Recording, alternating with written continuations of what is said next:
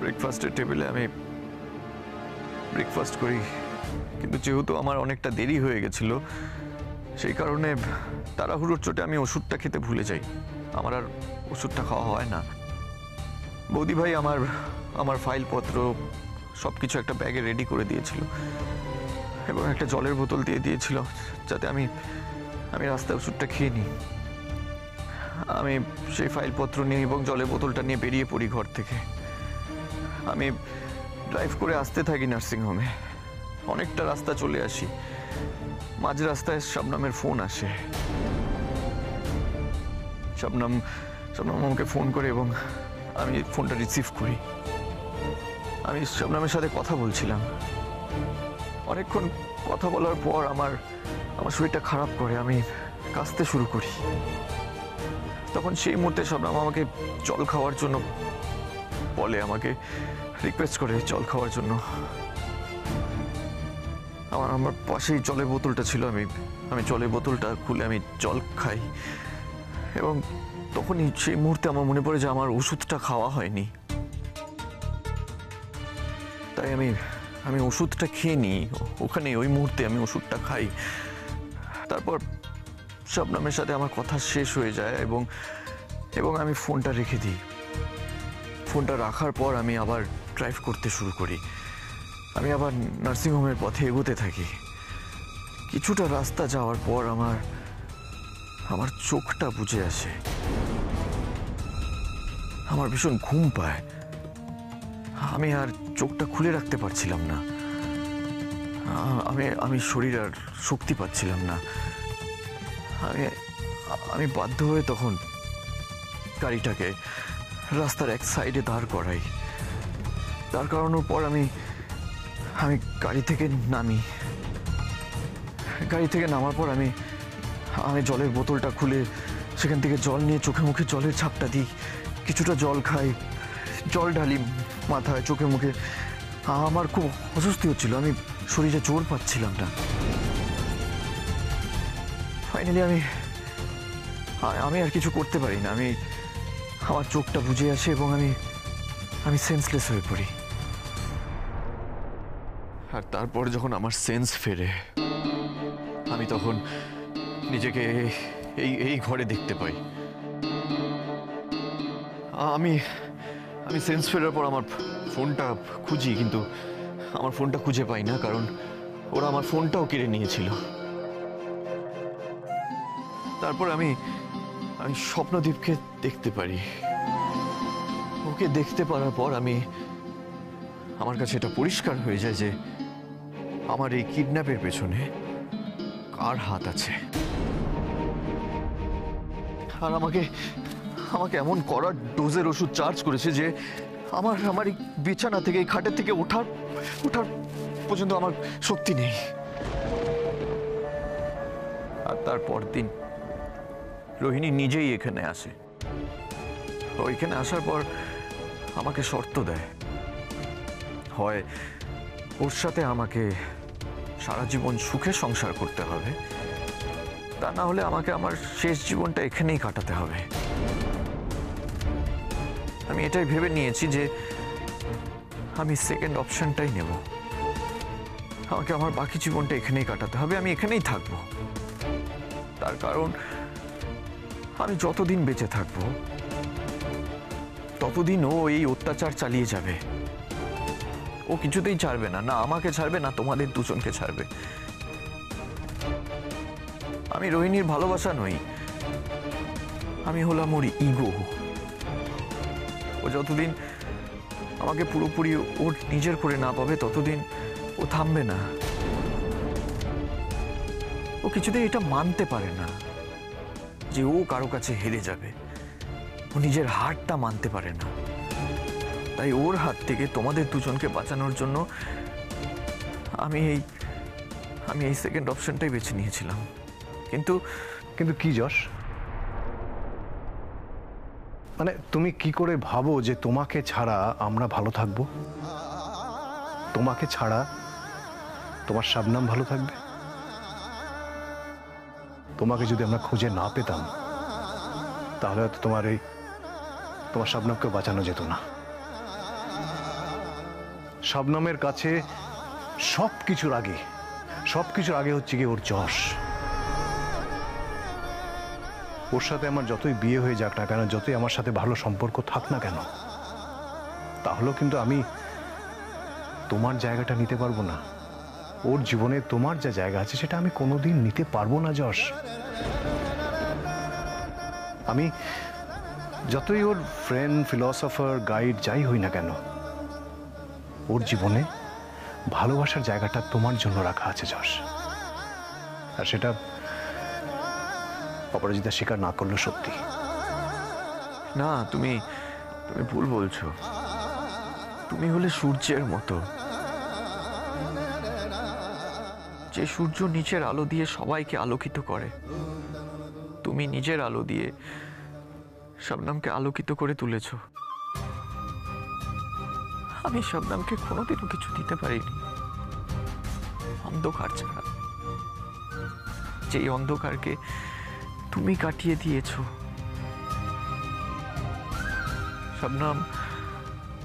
শবনমের জীবনটা তুমি তোমার আলোতে আলোকিত করেছ। হাজার শবনমের জীবনে কোনো অন্ধকার নেই, তোমার আলোয় সে আলোকিত। অপরাজিতার মধ্যে ওর নিজের মধ্যেই এত আলো আছে না যশ, যাতে ওর অন্য কোনো আলোতে আলোকিত হওয়ার প্রয়োজনই নেই। দেবদীপ, আমি যেটা করেছি না মন থেকে করেছি। আমি একটা ছাপোষা মানুষ যে সবসময় মনের কথাই শুনেছে। আর তোমার কেন মনে হচ্ছে যে আমি তোমাকে ভালোবাসি না? আর যদি আমি তোমাকে ভালো না বাসতাম তাহলে কি আমি তোমাকে সবটা উজাড় করে দিতে পারতাম? জানো তো, আমি না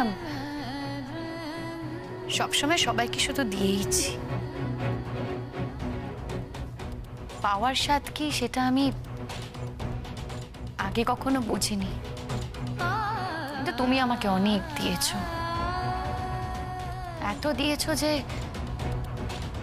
আমি একেবারে লোভী হয়ে উঠেছি দেবদীপ। আমার অসম্পূর্ণ জীবনকে তুমি পূর্ণ করেছো। তুমি আমাকে পাওয়ার পর নতুন করে গড়ে তুলেছো দেবদীপ। আর আমি তোমাকে ভালোবাসবো না? আমার জীবনে যেরকম যশ সত্যি, সেরকম তুমিও সত্যি দেবদীপ। আমি কিন্তু তোমাকে ভালোবাসি।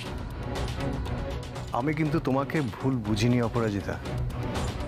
আর এ নিয়ে আমার তোমার প্রতি কোনো আরোপও নেই।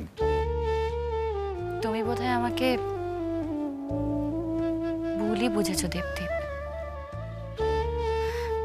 আসলে কি বলো তো, তোমার মনটা এত বড় না যে আমার তোমার জন্য এই যে ক্ষুদ্র এফোর্ট গুলো আমি দিই সেগুলো তোমার মনে দাগই কাটে না। আমি আবারও তোমায় বলছি দেবদীপ, আমি তোমায় খুব ভালোবাসি। আর এটা সত্যি। তোমার মতো একজন মানুষকে আমি ভালোবাসার সুযোগ পেয়েছি। আমি সত্যি তোমার কাছে কৃতজ্ঞ দেবদীপ। দেবদীপ, আমি তো শবনমকে চিনি।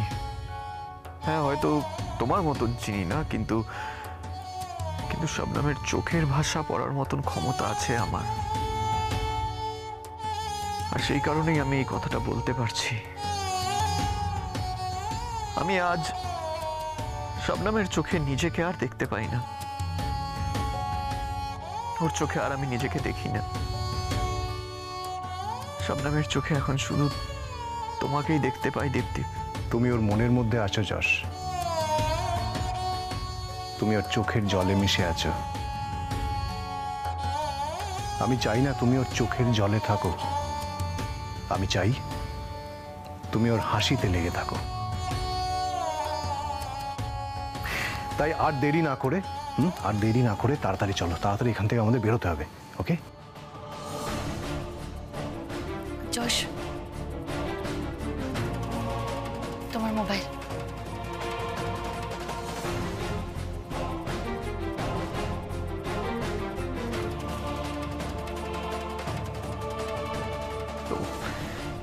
তোমাদের যে আমি কি বলে ধন্যবাদ জানাবো। তোমরা তোমরা আমার জীবন বাঁচিয়েছো। ধন্যবাদ তো নিজেদের লোকেদের কেউ কখনো দেয় না, তাহলে এখানে ধন্যবাদের জায়গাটা আসছে কোত্থেকে? তাহলে ভুল বলে ফেলেছি, ক্ষমা করে দাও। তোমরা তোমরা আমার সব থেকে আপন, আমার সব থেকে কাছের।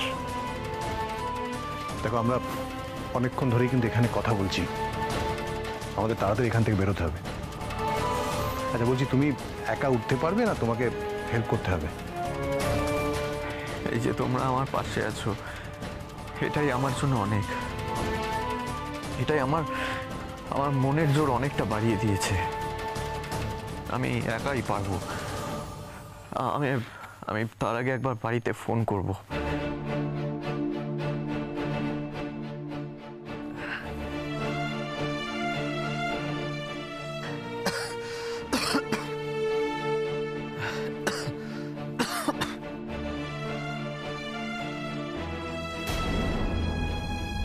কি হলো? যশ, তুমি বাড়ি যাচ্ছ না? হ্যাঁ যশ, তুমি আমাদের সাথে আমাদের বাড়ি যাচ্ছ। না না না না, এটা এটা এটা পারবো না আমি। এটা এটা এটা হবে না, এটা পারবো না আমি। তুমি এর মধ্যে অসম্ভবের কি দেখছো? এটা এটা অসম্ভব। না ভাবার তো কিছু নেই যশ। মানে এত কিছু ঘটে যাওয়ার পর আমরা তো তোমাকে একা ছাড়তে পারি না, একা ছাড়তে পারবো না আমরা তোমাকে। আর তুমি এখন আমাদের সাথে আমাদের বাড়িতেই যাবে, অ্যান্ড দ্যাট ইজ ফাইনাল। আমি আর কোনো কথা শুনবো না, ওকে? আমি নিজের বাড়িতে যেতে পারবো না। আর তাছাড়া তুমি নিজেই তো বললে কিছুক্ষণ আগে যে বাড়ির সবাই যখন আমার মিসিং হওয়ার আসল কারণটা জানতে পারবে, তখন তখন সবাই রোহিণীর এগেনস্টে হয়ে দাঁড়াবে। তখন সবাই রোহিণীকে একা করে দেবে, রোহিণী একা হয়ে যাবে, ওর পাশে আর কেউ থাকবে না। তাহলে তাহলে তারপরও কেন আমি বাড়ি যেতে পারবো না? কোথায় অসুবিধাটা, কোথায় কি অসুবিধা আছে? আর এখন তো সবাই আসল কারণটা জানার পর আমার পরেই থাকবে। ঠিকই বলেছে যশ, আমাদের সমস্ত অনুমান অনুযায়ী এটাই তো হওয়া উচিত। কিন্তু যদি সেটা না হয়, ধরো যদি রোহিণী বাড়ি থেকে সবাইকে কনভিন্স করে ফেলে, সবাই যদি ওকে বিশ্বাস করা শুরু করে, তখন রোহিণীকে অপছন্দ করা মানে তো এটা নয় যে আমাদেরকে পছন্দ করবে সবাই। এনিওয়ে যশ, দেখো তোমার উপর দিয়ে অনেক শারীরিক ধকল গেছে। হ্যাঁ, তুমি টায়ার্ড, তোমার রেস্টের দরকার, তোমার কেয়ারের দরকার, তোমার ভালো ট্রিটমেন্ট, তোমার যত্নের দরকার। সেটা আমাদের বাড়ি থেকে আর কোথাও তুমি বেটার পাবে না। দেখো, আমাদের বাড়িতে তুমি সবচেয়ে বেটার কেয়ার পাবে, আর তোমার যে সবচেয়ে বেস্ট কেয়ার নিতে পারবে সে তো আছে এখানে, অপরাজিতা। তার থেকে বেটার কেয়ার, বেটার যত্ন আর কে নিতে পারবে তোমার? দেখো, দেবদীপ সবটা ম্যানেজ করে রেখেছে, তুমি অত ভেবো না। তুমি নিশ্চিন্তে আমাদের সাথে আমাদের বাড়ি চলো। বারবার তোমরা আমাকে আমাকে এই স্বার্থপরের মতন কাজগুলো করতে বাধ্য করছো। এখানে স্বার্থপরের মতো তো কিছুই নেই। আছে। তোমরা কি শেষবারের ঘটনাটা ভুলে গেছো? আগের বার রোহিণী কি করেছিল সেটা ভুলে গেছো তোমরা? তোমাদের বাড়িতে গিয়ে কি অশান্তিটাই না করেছিল, তোমাদের মান সম্মান ধুলোয় মিশিয়ে দিয়েছিল, তোমার মা বাবার সামনে আমাকে অপদস্থ করেছিল। ভুলে গেছো সেসব? তোমরা ভুলে যেতে পারো, কিন্তু আমি কিন্তু ভুলিনি। আমার কিন্তু সবটা মনে আছে, ইচ অ্যান্ড এভরিথিং মনে আছে আমার। আমরাও কিন্তু কিছু ভুলিনি যশ।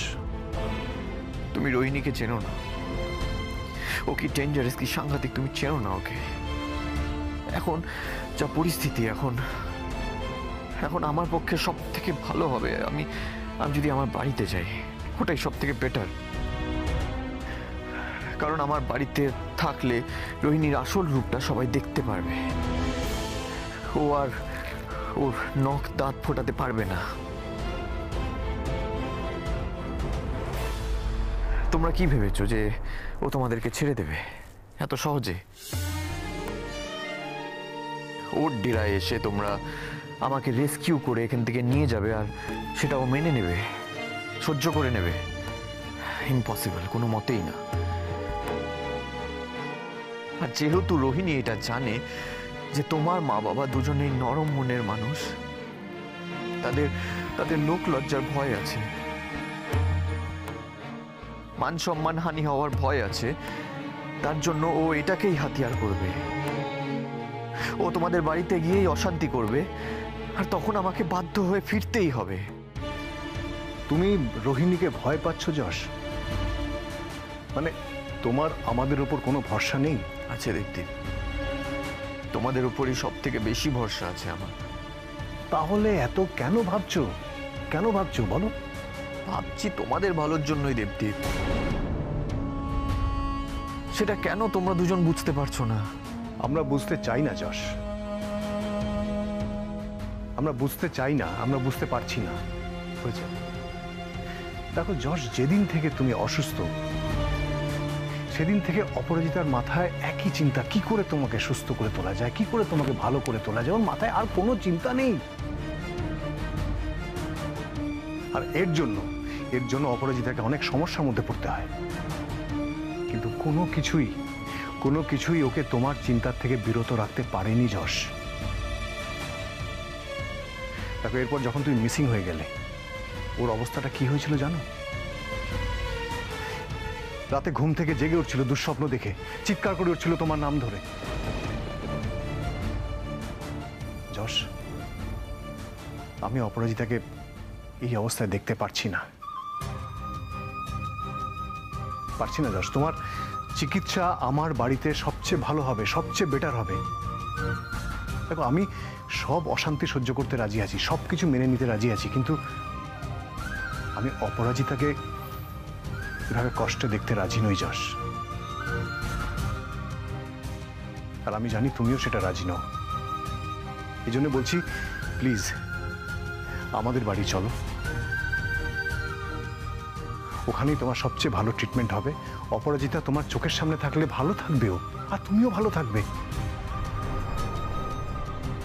আমি আশা করব অন্তত অপরাজিতার কথা ভেবে তুমি আমাদের সাথে যাওয়ার জন্য রাজি হয়ে যাবে। চলো।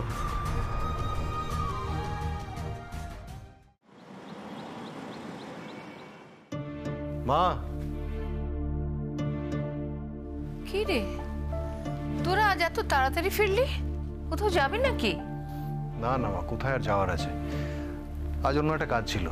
আচ্ছা বাবু, তুই কি মাসিকে বলেছিলি গেস্ট রুমটা রেডি করে রাখতে? কেন রে, কেউ আসবে বুঝি?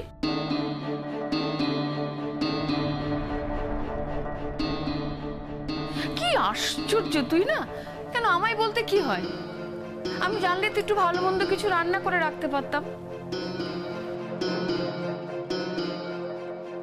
আজকাল তো তোরা কেউই বিশেষ কিছু খাচ্ছিস না, তাই আমারও রান্নাতে ইন্টারেস্ট চলে গেছে। ও যা ছিল আমি তাই একটু করে রেখেছি। কে আসবে রে, কবে আসবে? আসবে না মা, এসে গেছে।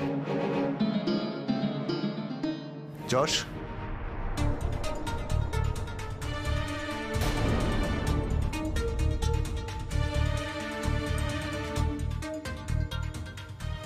দাঁড়াও,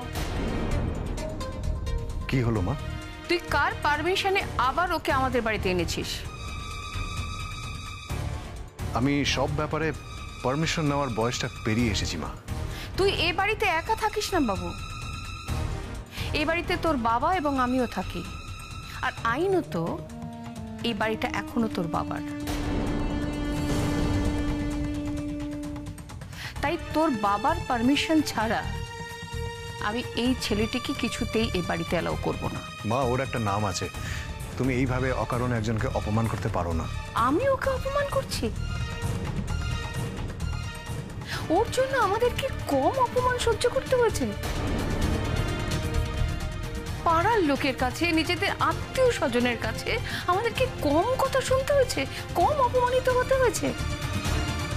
এসব জেনেও তুই বলছিস আমি ওকে অপমান করছি? মা, পাড়া প্রতিবেশী কে কি বললো না বললো সেটা নিয়ে আমি কোনোদিন বদার করিনি, তুমি সেটা জানো। আর নতুন করে কেন বদার করব? আমার ধর্মে যেটা সত্যি, যেটা সঠিক বলে মনে হয়, আমি তো সেটাই করি মা। কোনটা তোমার কাছে সঠিক মনে হয় বাবু?